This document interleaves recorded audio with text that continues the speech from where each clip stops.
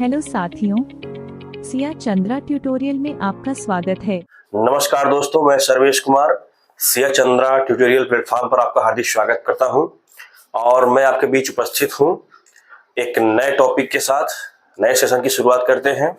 जैसा कि आप देख सकते हैं कि इसमें लिखा हुआ है डीएलएड 2023-24 प्रथम सेमेस्टर इंटर्नशिप हेतु जो आपका मूल्यांकन होता है, यानी कि जो आप टीचिंग करने जाएंगे विद्यालय पर प्रथम सेमेस्टर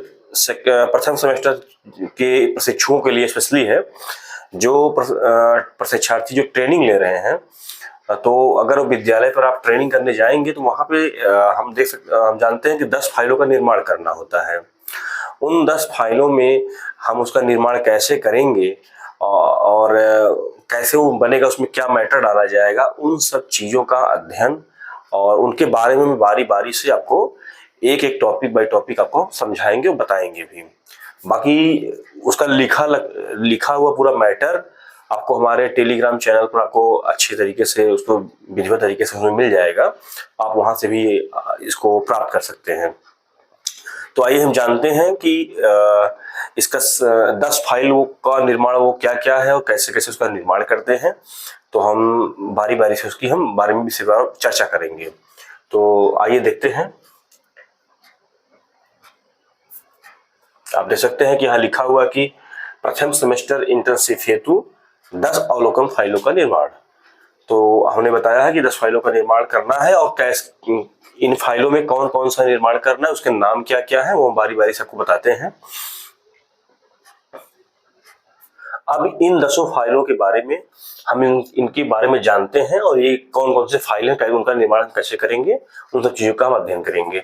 तो आज ये जो देख रहे हैं आप, ये 10 फाइल यहाँ पे दी गई हैं और ये पहली फाइल आप देख रहे हैं कक्षावलोकन होता है, कक्षावलोकन शिक्षण विधि। दूसरा होता है छात्रों का पूर्व ज्ञान एवं अध्ययन, आप देख सकते हैं। और तीसरा है प्रयोग किए जा रहे टीएलएम का विवरण एवं समालोचना।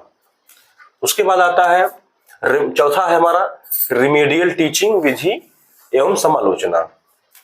उसके बाद आता है हमारा पांचवा टॉपिक है कि विद्यालय की प्रोफाइल तैयार करना, सबसे वेरी मोस्ट इंपॉर्टेंट फाइल। इससे आपकी क्रिएटिविटी के बारे में पता चलता है कि आपने कितने अच्छे तरीके से और कितने प्रभावी तरीके से अपने फाइलों का निर्माण किया है।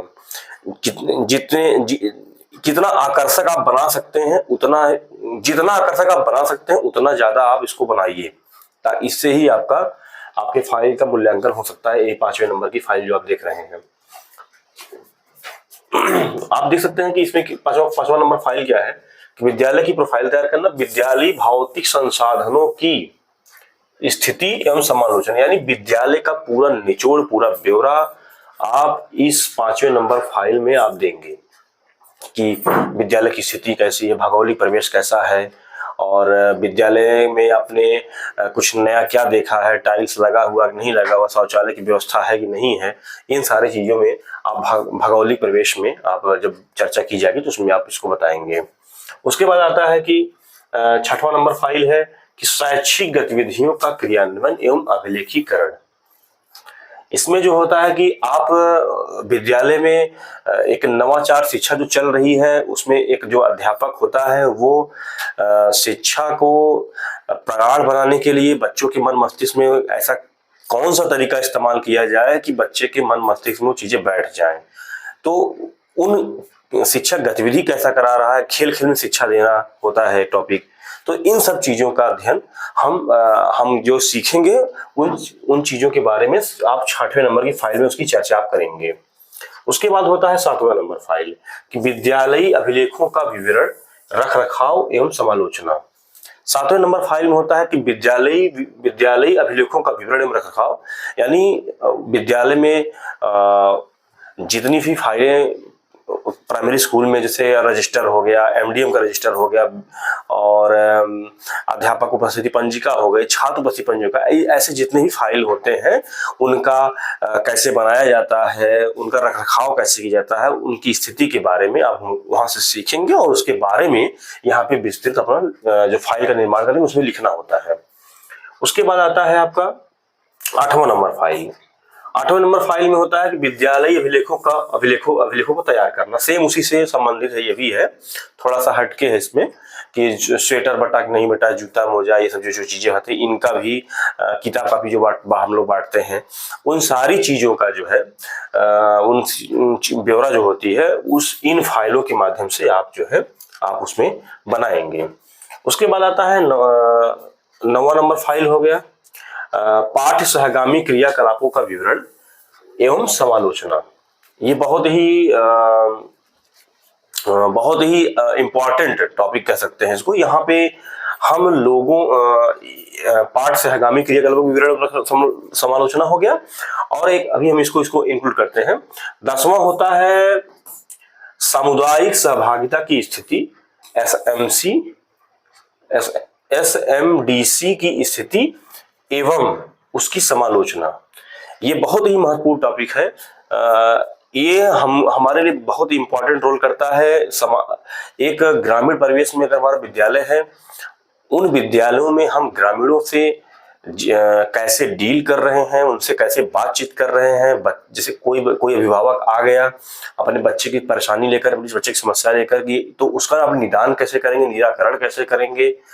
और कोई अगर समस्यात्मक या उपद्रवी टाइप का छात्र है या ग्रामीणों में बहुत अराजक तत्व भी रहते हैं, उन लोगों से आप कैसे डील करेंगे, उन चीजों का ब्यौरा जो है, उन चीजों के बारे में वहां विद्यालय के वहां के हेडमास्टर या सहायकों से आप जो ज्ञान अर्जित करेंगे उनके बारे में यहाँ पे आप 10वें नंबर फाइल में उसकी चर्चा, विधिवत चर्चा करेंगे। तो ये रहा हमारा 10 टॉपिक, और इन्हीं 10 फाइलों का निर्माण हम 1 महीने का जो टीचिंग होता है उसमें आप यही 10 चीजों को फाइल का निर्माण करते हैं। और पहले सेमेस्टर की टीचिंग में बता दूं, आपको न तो किसी प्रकार का पाठ्य योजना तैयार करना होता है, लेसन प्लान कुछ नहीं तैयार करना है, बस यही केवल आपका काम है कि 10 फाइलों का निर्माण करना। इन्हीं 10 प्रथम सेमेस्टर की टीचिंग में केवल 10 फाइलों का ही आप निर्माण करेंगे, और विधिवत उसमें टीचिंग भी नहीं करना होता। केवल जो अध्यापक उस क्लास में पढ़ा रहा होता है उसमें आप बैठकर पीछे बैठ जाएंगे। विधिवत वहां पे कैसे पढ़ा रहे हैं, हाव भाव क्या है, भाव भंगिमा कैसी है, हाथ कैसे हिला रहे हैं, ब्लैक बोर्ड पे कैसे खड़े हैं, और पब्लिक से या जनता से, जो अभिभावकों से, बच्चों से, ग्रामीण परिवेश में जो भी एक प्रकार से देखा जाए तो बहुत सारे लोग ऐसे आते रहते हैं, उन लोगों से कैसे हेडमास्टर और सहायक सामंजस्य कैसे बना रहे हैं, खान पान कैसा है, MDM कैसे निर्माण में सोमवार से लेकर शनिवार का सबका मेनू होता है, उनमें सबका निर्माण वो कैसे कर रहे हैं, उन सब सारी चीजों का ब्यौरा जो होता है वो इनमें आप 1 महीने की टीचिंग में वही सब सारा काम आप सीखेंगे। उसके बाद दूसरे सेमेस्टर की टीचिंग हो गई, तीसरे सेमेस्टर की टीचिंग हो गई, चौथे सेमेस्टर की टीचिंग हो गई। तो थोड़ा थोड़ा आप हर सेमेस्टर में इसको हल्का फुल्का बनाना होता है। बाकी आप किसी दूसरे सेमेस्टर में TLM बनाएंगे, पाठ्य योजना का बनाएंगे, तीसरे सेमेस्टर में ऐसे ऐसे बनता रहता है, वो आपको हम बारी बारी से आगे बताएंगे। पहले हम जानते हैं कि प्रथम सेमेस्टर की टीचिंग में आप इन 10 फाइलों का निर्माण कैसे करेंगे। तो आप देख सकते हैं कि पहला हमारा टॉपिक है पाठ्य सहगामी क्रियाकलापों का विवरण। हमारे बहुत सारे जूनियर साथी और BTC प्रशिक्षु मिलते हैं और पूछते हैं कि सर ये कैसे होगा, किसका निर्माण कैसे किया जाए। तो मेरे मन में ये प्रश्न आया कि क्यों ना ये चीज आपके बीच रखी जाए आपकी सुविधा के लिए। तो सबसे पहले हम थोड़ा सा अपने बारे में एक संक्षिप्त परिचय देना चाहेंगे कि मैं भी आप ही के बीच का छात्र रहा हूं और 269 शिक्षक भर्ती में हमारा चयन हुआ है। मैं एक बेसिक शिक्षा परिषद में इसमें कार्यरत हूं जनपद जौनपुर में। तो आगे भी इसके बारे में चर्चा हम करेंगे। ये टॉपिक पे आते हैं। तो ये देखिए, जैसे पाठ्य सहगामी क्रियाकलापों का विवरण था, इसके बाद इसमें हम देखते हैं इसमें है क्या चीज, कैसे लिखेंगे। आप जितने अच्छे तरीके से इसके कवर का निर्माण करेंगे, जितने अच्छे तरीके से इसको आकर्षित बना के रखेंगे, ये सारी चीजें उतना ही प्रभावी आपका फाइल बना जाएगा। ताकि जब आपका वाइवा हो, एग्जामिनर आपकी फाइल देखे तो वो खुश हो जाए और आपको अच्छा नंबर दे। और हाँ, थोड़ा सा जो फाइल आप निर्माण करेंगे थोड़ा सा उसके बारे में जानने का भी प्रयास करेंगे कि हाँ ये चीज बना कैसे और इस फाइल में क्या चीज है। इतना तो बेसिक इन्फॉर्मेशन या बेसिक जानकारी आपको रखनी पड़ेगी। उसके बाद आज का पहला टॉपिक और पहली हेडिंग हम कैसे लिखेंगे कि पाठ्य सहगामी क्रियाकलापों का विवरण। और इसमें हमने क्या लिखा हुआ कि हम सभी जानते हैं कि शिक्षा का उद्देश्य बच्चों के व्यक्तित्व का सर्वांगीण विकास करना है। शिक्षक के द्वारा बच्चों के ज्ञानात्मक पक्ष का विकास बहुत कम होता है, किंतु भावनात्मक एवं क्रियात्मक पक्ष का विकास बहुत ज्यादा होता है। चरित्र निर्माण में भावनात्मक एवं क्रियात्मक पक्ष की महत्वपूर्ण भूमिका होती है। उन्हें संवेदनशील, चरित्रवान, परिश्रमी, आत्मविश्वासी बनाने के लिए तथा उसमें निहित विभिन्न प्रकार की अभिवृत्तियों एवं अभिरुचियों को विकसित करने के लिए विद्यालय में पाठ्य सहगामी क्रियाकलापों का आयोजन किया जाता है। उसके बाद आप लिखेंगे उसी टॉपिक में पैरा चेंज करके कि आज के समय में विद्यालयी कार्यक्रमों में विभिन्न अंग के रूप में पाठ्य सहगामी क्रियाकलापों का आयोजन किया जाता है, क्योंकि सामाजिक कौशलों, सहयोग भावना, मिलजुल कर कार्य करने में और अपने आप को अनुशासित रखने में अत्यंत महत्वपूर्ण है। ये सभी कौशल विद्यार्थियों के पाठ्य सहगामी क्रियाकलापों में भाग लेने के द्वारा ही संभव है। इसलिए विद्यालयों में पाठ्य सहगामी क्रियाकलापों की आवश्यकता को अधिकाधिक महसूस किया जा रहा है। आगे देख सकते हैं कि हमने क्या लिखा हुआ है कि इसमें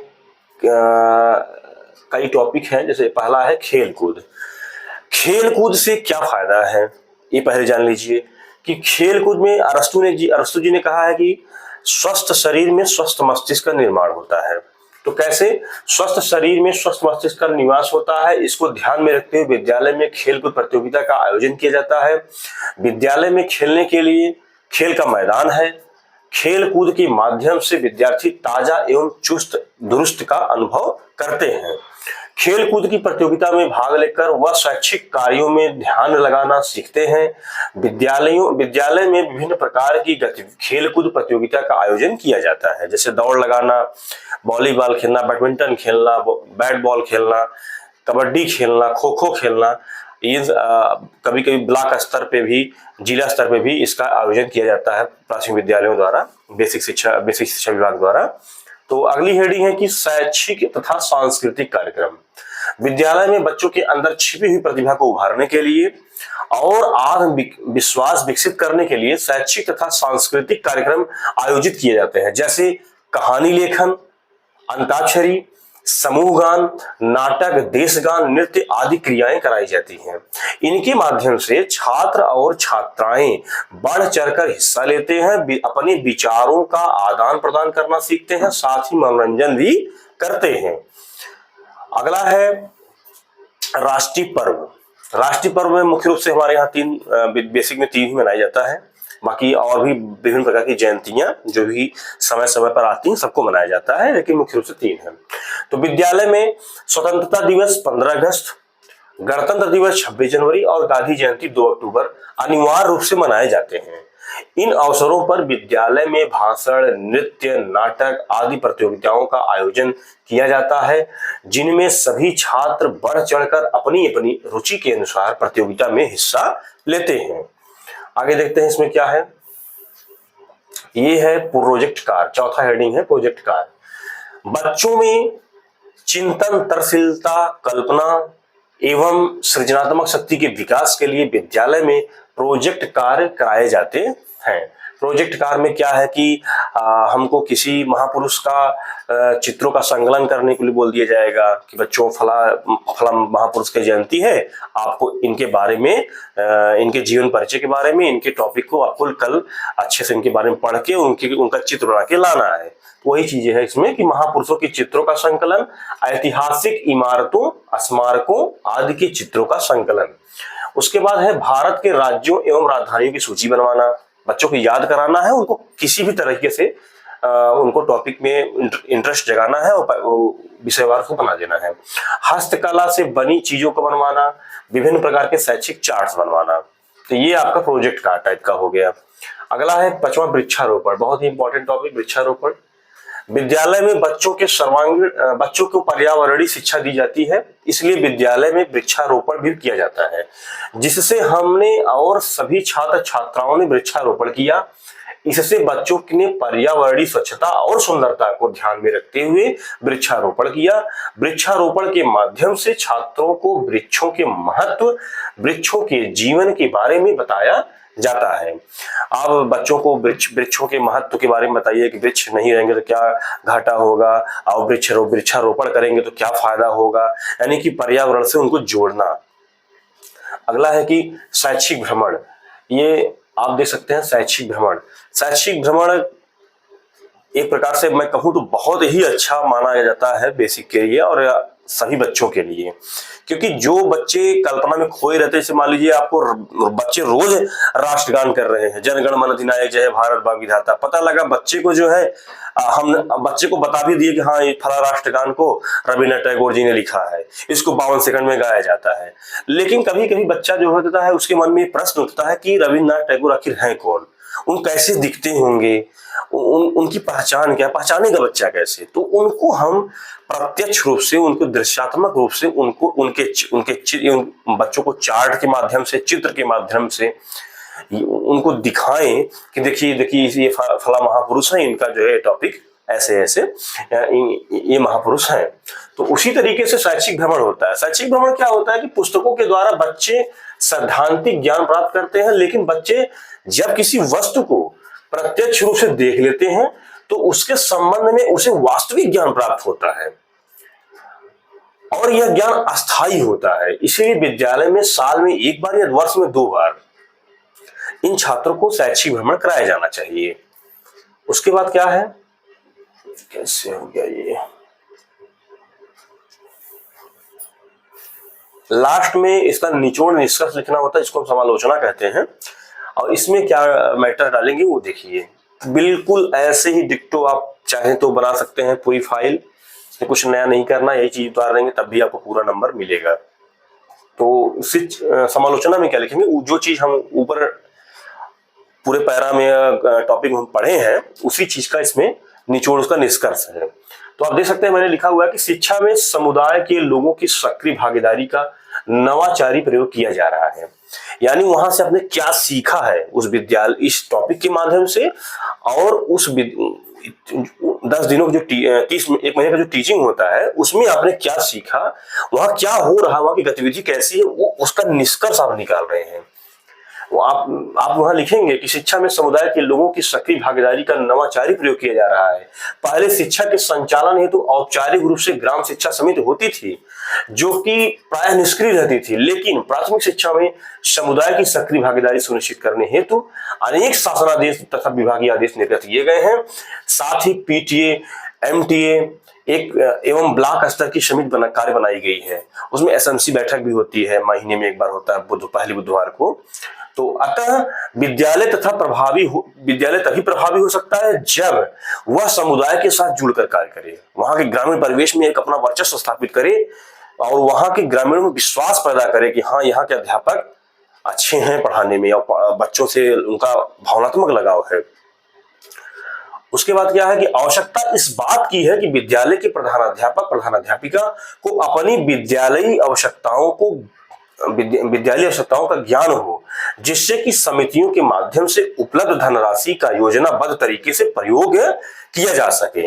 यहाँ उनको क्या दिक्कत है, क्या नहीं, क्या परेशानी है, उन चीजों के माध्यम से जो है जैसे मान लीजिए कि दीवार चूना का झड़ गया है तो उसको पेंटिंग कराना है, तो चलिए भाई इस बार जो कंपोजिट ग्रांट आएगा उसका हम पेंटिंग करवाएंगे, बाला पेंट बनवाना है, तो जो भी आवश्यकता हो उसको प्रधानाध्यापक या प्रधानाध्यापिका को उस कंपोजिट ग्रांट के माध्यम से उसको बेहतर तरीके से उसको ला सके विद्यालय में। अगला है, मतलब थोड़ा सा बचा है उसमें कि विद्यालय में पीटीए और एमटीए की बैठक हर माह होने की जगह, ये आपका निजी विचार है, उसमें आप अपनी राय दे रहे हैं कि लास्ट में आप क्या कहना चाहते हैं कि आप अपने शब्दों में बताइए। तो उसमें आप कह सकते हैं कि विद्यालय में पीटीए और एमटीए की बैठक हर माह होने की जगह हर 2 हफ्ते में होनी चाहिए, जिससे विद्यालय, अभिभावक और समुदाय के बीच एक अंतः संबंध बन सके। यानी लोगों में जो डर का माहौल होता है वो डर ना बनने पाए कि भाई अरे कैसे जाए वहां पे, मतलब इतना लगाव हो कि एक फोन आपका जाए वहां के ग्रामीण पूरा विद्यालय के प्रति आ सके विद्यालय में। तो ये आपका आज का एक टॉपिक था जो कि आज पूरा मैंने आपको बता दिया विधिवत तरीके से, और कल हम अगले टॉपिक पे चर्चा करेंगे। इसका जो भी वीडियो आप देख रहे हैं। इसका पीडीएफ जो है अगर आपको लेना है तो आप सिया चंदा ट्यूटोरियल प्लेटफॉर्म के टेलीग्राम चैनल को ज्वाइन करिए और वहां पे आपको विधिवत इसका पीडीएफ मिल जाएगा और आप आसानी से उसको प्राप्त कर सकते हैं। और मिलते हैं आपसे हम अगले टॉपिक में, तब तक के लिए धन्यवाद।